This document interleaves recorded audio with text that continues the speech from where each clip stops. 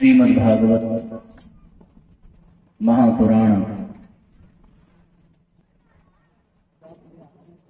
को केंद्र बनाकर 7 दिवसीय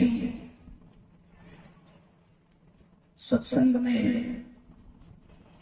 उपस्थित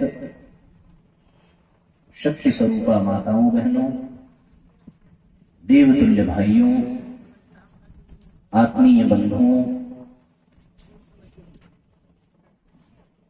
7 दिवसीय इस कार्यक्रम में हम सभी द्वितीय सत्र में प्रवेश कर रहे हैं, जहां एकादश स्कंध में यह बात आती है, दुर्लभो मानसो देहो देहिनां क्षणभंगुर तत्रापि दुर्लभम मन्ये वैकुंठ प्रिय दर्शनम।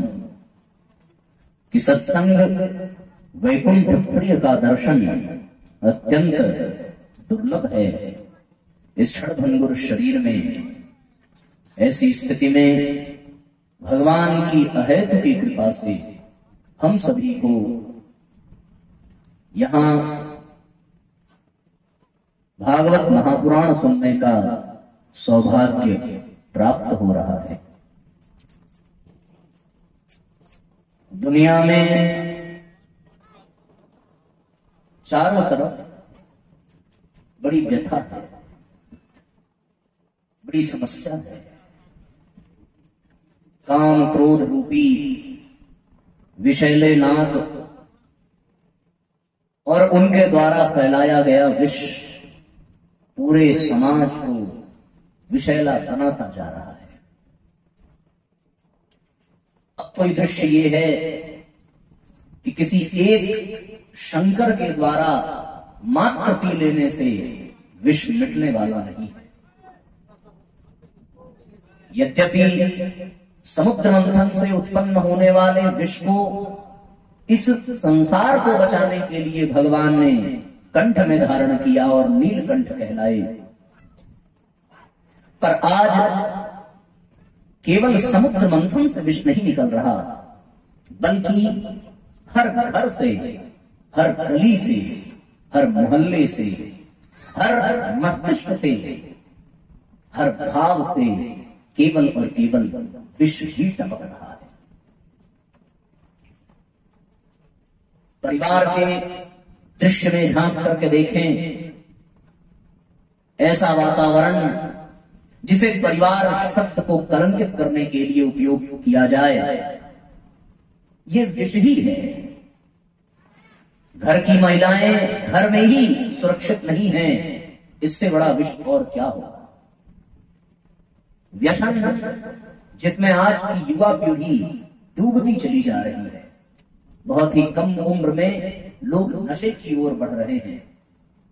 ऐसी विभत्स स्थिति में ये प्रतीत होता है कि सर्वत्र विष ही विष व्याप्त है,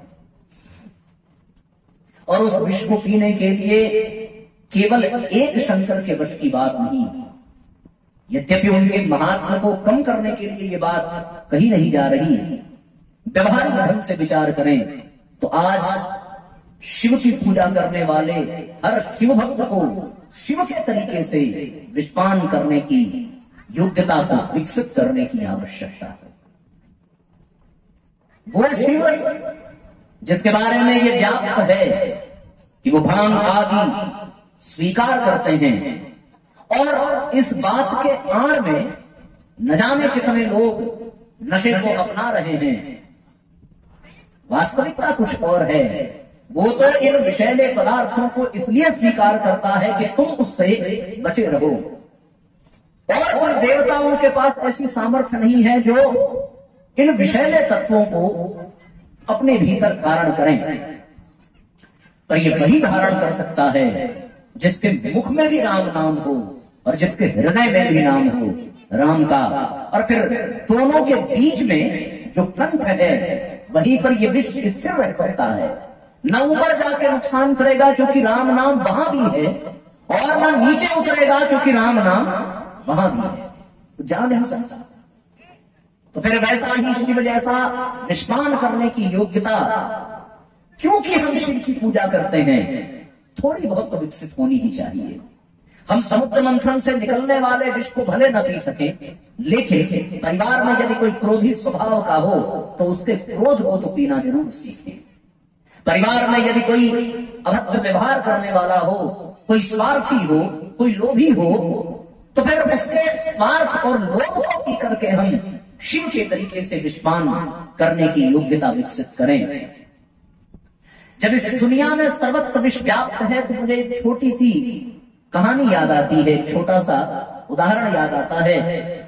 सुना है कि सर्प और नेवले में जबरदस्त का युद्ध होता है। एक समय ऐसी स्थिति आती है कि सर्प के बार बार विषैले प्रहार से वो नेवला घायल हो जाता है, चोटिल हो जाता है, उसके ऊपर विष का प्रभाव बढ़ने लगता है। एक पल के लिए उसे यह लगता है कि मैं ये युद्ध हार जाऊंगा। सुना है, देखा तो नहीं है, आप सबने भी सुना होगा कि कुछ पल के लिए वो युद्ध छोड़ करके हट जाता है और कहीं जंगल झाड़ियों में जाकर के कुछ विशेष प्रकार की औषधि को सूंघ करके आता है और फिर स्वस्थ होकर के फिर से सर्प के साथ युद्ध करता है। कुछ ऐसा ही दृश्य हम सबको यहाँ पर देखने को अनुभव हो सकता है यदि हम करना चाहें। संसार रूपी विष के प्रभाव से जब हम पूरी तरह ग्रसित हो जाएं और पूरी तरीके से विष के प्रभाव में हमें अब यह लगे कि कुप्रवृत्तियां बढ़ रही हैं, कुसंस्कार बढ़ रहे हैं, प्रारब्ध बढ़ रहा है, अनीति बढ़ रही है, अवगुण बढ़ रहे हैं, तो कुछ पल के लिए संसार से नाता तोड़ देना और वहां से हट करके किसी ऐसे स्थान पर पहुंचना जहां कोई ऐसी औषधि मिल जाए जो विष के प्रभाव को कम कर सके। और वो औषधि, उस विष के प्रभाव को कम करने का स्थान, उसका हम प्रत्यक्ष दर्शन कर रहे हैं। कोई ऐसा ही पंडाल हो सकता है जहां पर भगवान के गुणों की चर्चा हो रही हो और भगवान के वांगमय मूर्ति को रख करके उसको केंद्र बना करके सत्संग हो रहा हो, तो फिर ये नेवले जैसा ही स्वस्थ कर देता है और यहां से स्वस्थ होकर के व्यक्ति फिर से संसार में जाता है, जाकर के फिर से वो काम क्रोध आदि के विष से फिर से युद्ध करता है। ये प्रक्रिया चलती रहनी चाहिए समय समय पर उस नेवले और सर्प के युद्ध के तरीके से। ये संसार वास्तव में बहुत ही विषैला होता जा रहा है।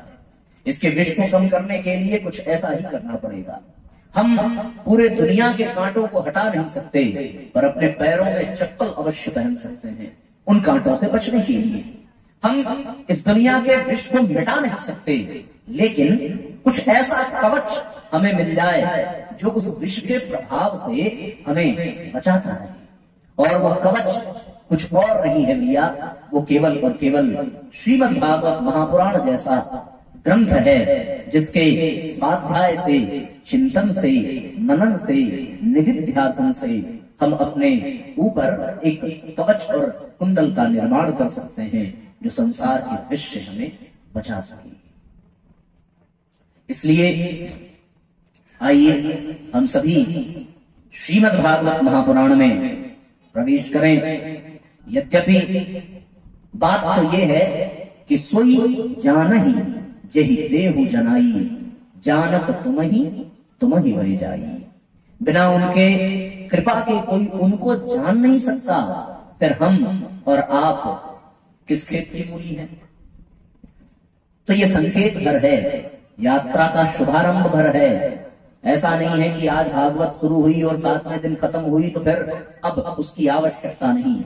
इन 7 दिनों में इस ग्रंथ के प्रति और इस ग्रंथ के नायक के प्रति एक इंटरेस्ट पैदा किया जाता है, एक परिचयात्मक कार्यक्रम होता है, ताकि उस इंटरेस्ट के साथ, उस अनुभव के साथ हम इस ग्रंथ में लगें और इसमें जो सार छुपा हुआ है उसको गहराई से पढ़ें, समझें, जानें, उस यात्रा का शुभारंभ करें।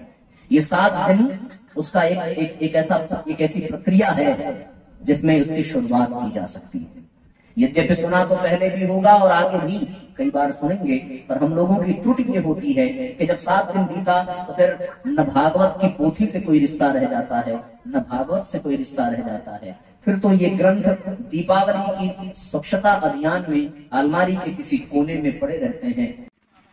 तो मैं निवेदन ये कर रहा था कि हम लोग इस ग्रंथ से रिश्ता बनाएं और कथा के बाद भी ये क्रम चलता रहे।